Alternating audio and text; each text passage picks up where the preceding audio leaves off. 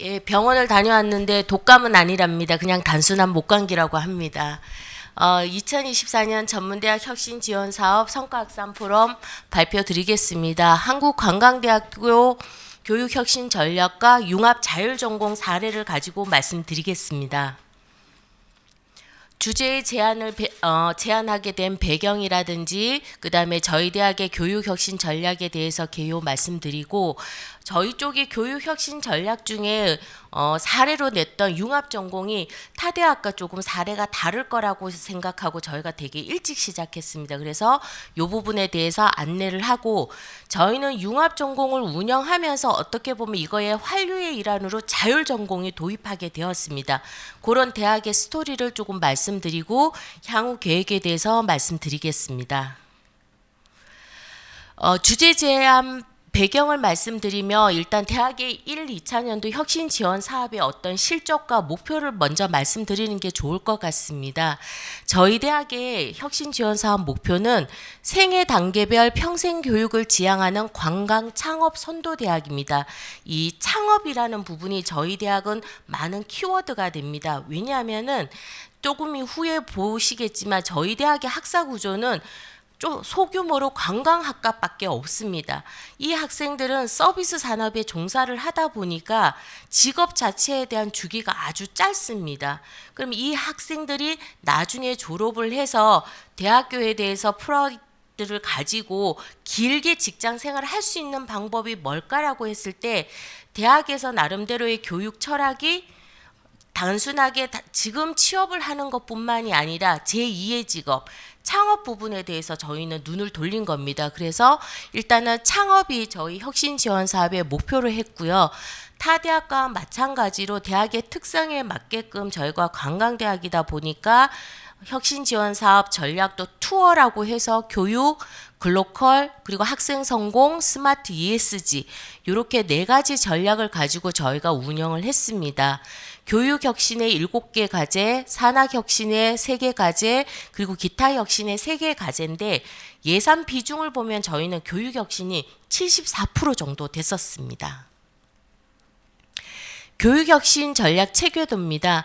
대학에서 생각하는 관광창업 선도대학 혁신지원사업 목표를 위해서 미래융합형 관광인재 양성을 위한 창업 기반 융복합 교육과정 운영입니다. 그래서 여기에 언급되어 있는 미래융합형이나 관광인재 양성이나 창업 기반이나 또는 융복합 교육과정 이러한 부분들을 실현할 수 있는 부분으로 과제를 만들었습니다. 학사 구조 고도화, 그 다음에 교육과정 운영. 앞서서 어느 대학의 전략도 나왔었는데 저희 대학의 핵심 전략이 체인지였습니다. 그래서 체인지로 운영을 하고 있었고요. 그 다음에 저희 사업 과제 이름은 되게 명확합니다. 학사 구조를 바꾸겠다, 교육 과정을 바꾸겠다, 그리고 교육 방법을 바꾸겠다, 환경을 개선하겠다, 학생 지원을 강화하겠다. 이런 형태대로 저희는 진행을 하였습니다.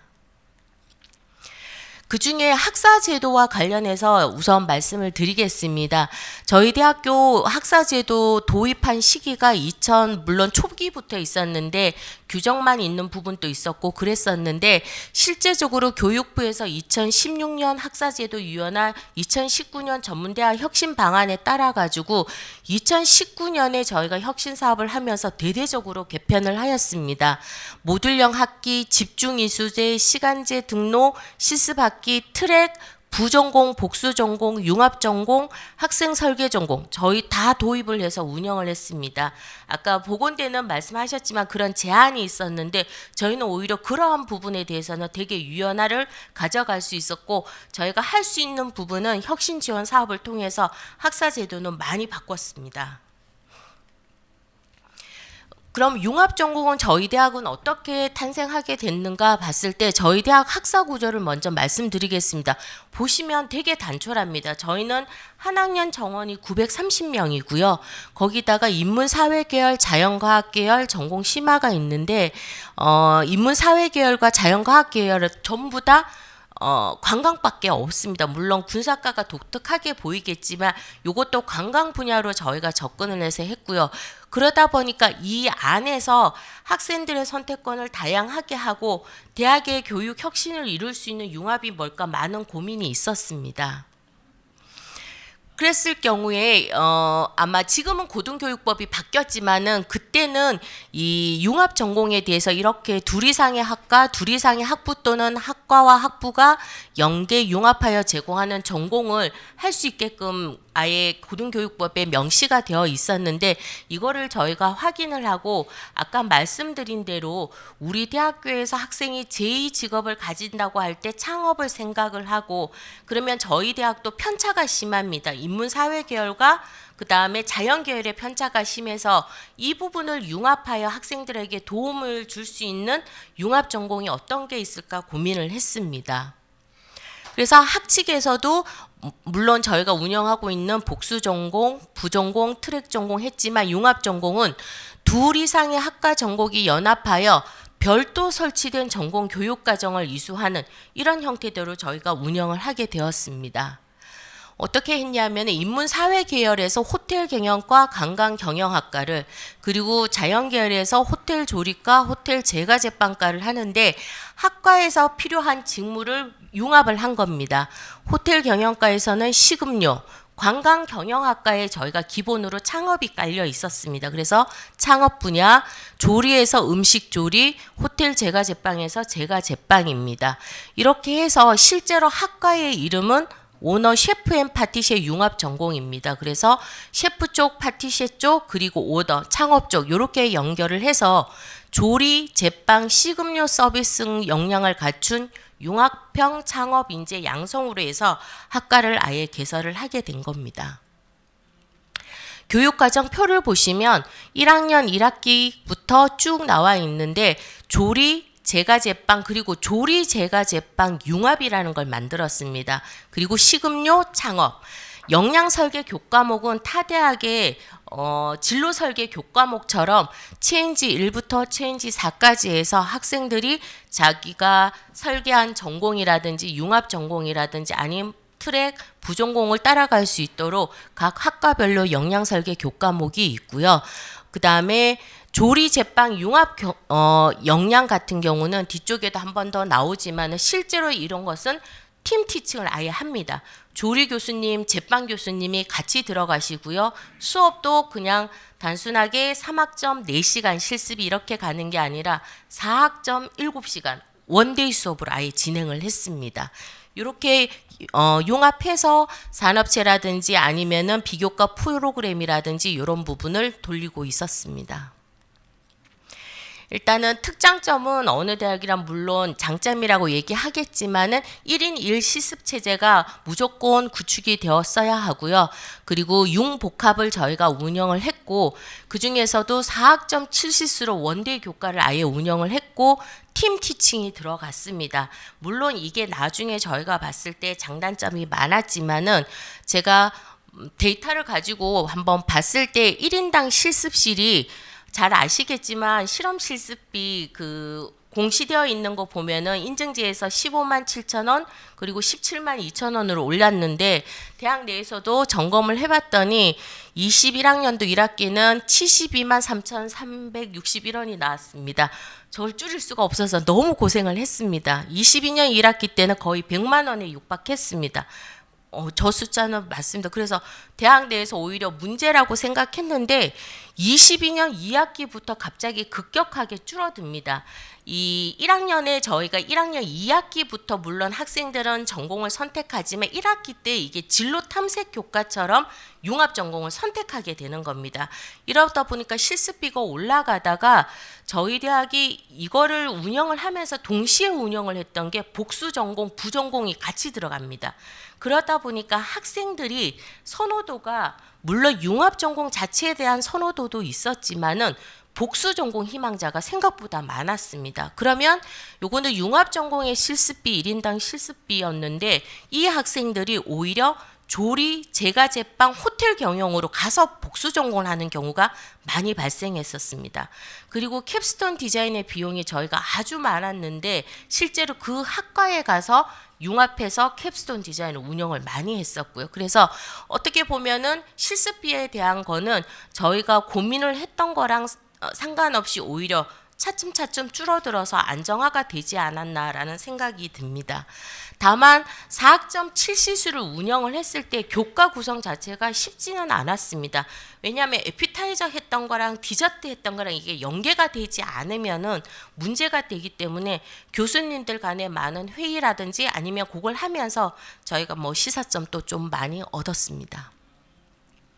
실제로 똑같습니다. 타 학과 학생들이랑 동일하게 별반을 운영을 해서 진행을 하고 학생들이 대회를 많이 나가게 하고 뭐 이런 형태대로 했었고요. 2학년 때는 아예 일본 체험도 한 번씩 나갔었습니다. 그리고 타 대학도 다양하게 이 평가를 하는 방법을 했었는데 특히 융합 같은 경우에는 융합 전공 실습 미식회라 그래서 실제로 수업 시간에 했던 거를 아예 품평회를 전교생에게 합니다. 그렇게 해서 이거를 거꾸로 반영을 해가지고 교과에 반영을 한다든지 이런 형태도 저희가 진행을 했습니다. 자, 이제 저희가 반성을 해야 되는 부분이 있는데 성과 및 한계가 있습니다. 현재 지금 2학년은 23명이 있는데요. 저희가 총 173명의 융합 전공으로 신청을 했습니다. 그래서 뭐 장점으로 본다면은 융복합 인재라든지 이런 것들이 가능했는데 오히려 단점이 저희가 발생을 하다 보니까 이게 자연스럽게 저희가 융합 전공이 없는 게 아닙니다. 신청자가 없습니다. 오히려 어느 쪽으로 가는지 자율 전공으로 넘어가게 된 단계라고 봅니다. 첫 번째는 저희가 실제로 그때는 오너 그 셰프 파티셰님들하고 주문식처럼 이 융합 전공을 개설을 했는데 그러고 난 뒤에 코로나가 터졌습니다. 그래서 창업 자체가 사실은 한계에 많이 부딪혔습니다. 그리고 학과에서 노력을 한다고는 했지만 이 융합 전공이 확실히 소속감이 떨어지게 됩니다. 이 융합 전공 자체가 소속 학과가 원소속 학과가 있었고 실제로 졸업장에는 오너 셰프 앤 파티셰 융합 전공으로 나갑니다. 그럼에도 불구하고 산업체에서 요구하는 게 이 융합 전공이 창업 파트가 아니면은 쉽지가 않았습니다. 실제로 학생들이 많이 취업을 하는 호텔에 보면은 베이커리 파트랑 조립 파트는 많이 구분돼서 나옵니다. 그러다 보니까 저희가 생각했던 창업, 취업이 약간의 괴리가 생기더라고요. 그런 부분이 됐었고 저희 학사 정보 시스템 지금 업그레이드 하는데 이런 부분도 많이 영향도 있었고요. 그 다음에 아까도 말씀드렸지만은 복수 전공, 부전공도 하는데 학생들이 4학점 7시수하는 이런 부분들이 오히려 거꾸로 많이 부담스러워했습니다. 수업을 많이 해주면 좋아할 줄 알았는데 또 아닙니다. 반대로. 그래서 저희는 놀라시겠지만 아직까지 저희는 졸업학점이 80학점입니다. 물론 줄이려고 노력은 하는데요. 그래서 이러한 부분들이 들어가다 보니까 반대로 기존에 있던 학과에서 융합적인 형태를 오히려 나타냈다면 지금은 반대로 자율 전공을 모집을 해서 학생들이 융합하는 형태의 마이크로 디그리, 복수 전공, 나노 디그리 형태대로 가는 그렇게 해서 자율 전공을 운영하게 되었습니다. 앞쪽에서 얘기했던 것과 비슷한데 요거는 비율로 따지면 저희가 되게 높은 비율입니다. 구조조정 그리고 전과 그 다음에 MD 트랙도 저희가 운영을 했고 복수 전공, 부전공 이수했고 융합 전공 학생들 이렇게 운영을 했었고 이렇게 하다 보니까 아까 말씀드렸던 그런 문제점 그리고 개선 사항이 나오다 보니까 학생의 어떤 선택의 폭이라든지 이런 부분을 풀 수 있게끔 자율 전공으로 그러면 모집을 하자. 물론 그 저변에는 저희가 미충원이 나는 인문사회 계열의 문제점도 사실은 포함이 됐었지만은 뒤쪽에 또 수시 모집의 결과를 보는데 생각보다도 전문대학은 진로 미결정 학생들이 꽤 나왔었습니다. 자율전공학과 도입 배경입니다. 뭐 어느 대학에서나 마찬가지로 준비를 하시겠지만 계속 혁신사업에서 학사구조 고도화라든지 다양한 학사제도가 대학 현실에 맞는지를 봤을 때 저희도 발전계획 평가를 하고 대내외 여건 분석을 하고 구성원 의견 수렴 이런 거를 다 하고 난 뒤에 그러면 저희도 원래 자율 전공을 운영을 해보자. 물론 타대학 먼저 시작한 데보다는 늦었지만은 저는 이전에 융합 전공에서 자연스럽게 이렇게 전환이 됐다라고 보시면 됩니다. 그래서 실제로 교육부에서 제시했던 안대로 학사 구조 개편 그리고 전공 선택 다양화, 학생 지원 체계, 인재정적 재정 지원, 물리적 지원 이런 부분이 다 들어가는데 저희 자율전공 이름이 타대학과 조금 다릅니다. 타대학은 그냥 자율전공이라고 많이 하셨는데 실제로 저희가 융합전공을 운영을 하거나 이렇게 해봤을 때 학생들의 소속감이나 이런 문제가 있어서 자율전공 또 이름을 정해서 우리는 하자라고 해서 비스타라는 이름을 정했습니다. 윈도우 비스타 생각하시는 선생님들 많으실 텐데 어쨌든 위에서 보는 아주 좋은 전망이라는 뜻입니다. 그래서 학생들이 어쨌든 진로 미결정을 해서 학교를 왔지만 많은 전망과 희망을 가지고 졸업할 수 있게끔 하자라는 의미로 저희는 비스타 자율전공학과라고 이름 지었습니다. 타대학과 자율전공의 형태는 비슷할 거라고 봅니다. 유연한 전공 탐색이 가능하다. 그 다음에 희망 전공을 선택할 수 있게끔 한다. 그리고 학생 지원해주겠다. 인적 지원해주겠다. 물적 지원해주겠다라고 되어 있는데 타대학과 차이가 크게 저는 두 가지라고 봅니다. 첫 번째는 저희는 1학년 1학기 때 전공 신청이 가능합니다. 진로 탐색 교과라고 물론 이름은 되어 있지만 저희 대학은 1, 2학년 전원 다 전공 자율수강 신청 제도입니다.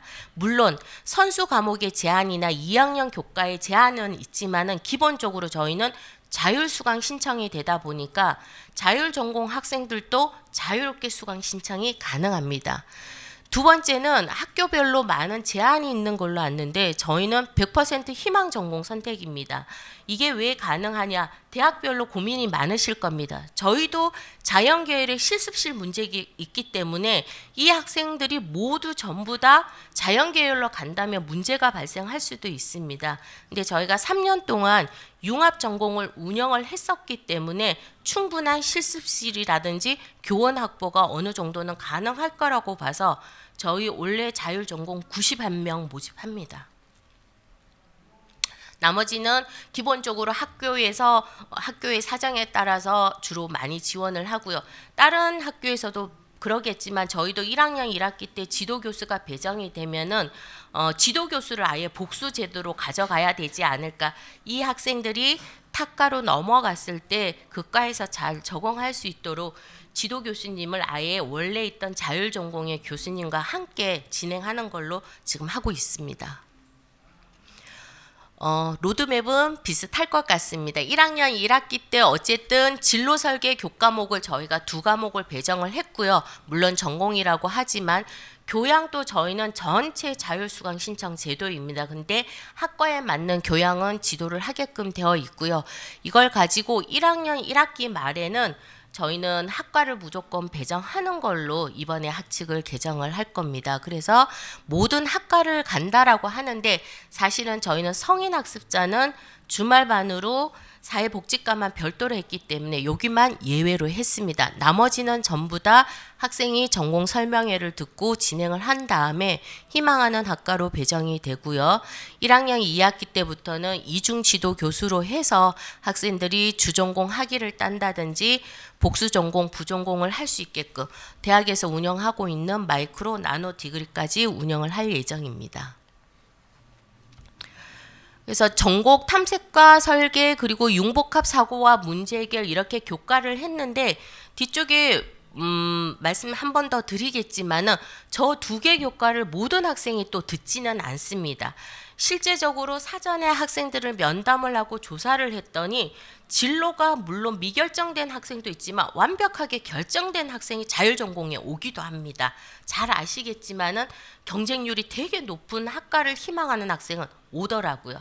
그럼 이 학생들에게 전공 탐색과 설계 교과를 듣게 하는 게 맞을 것인가라는 생각을 하게 됐습니다. 그래서 실제로 저희 대학교 학과를 보면은 어디를 가든지 사실은 조금 비슷합니다. 사회복지과를 제외하고는 동일하고요.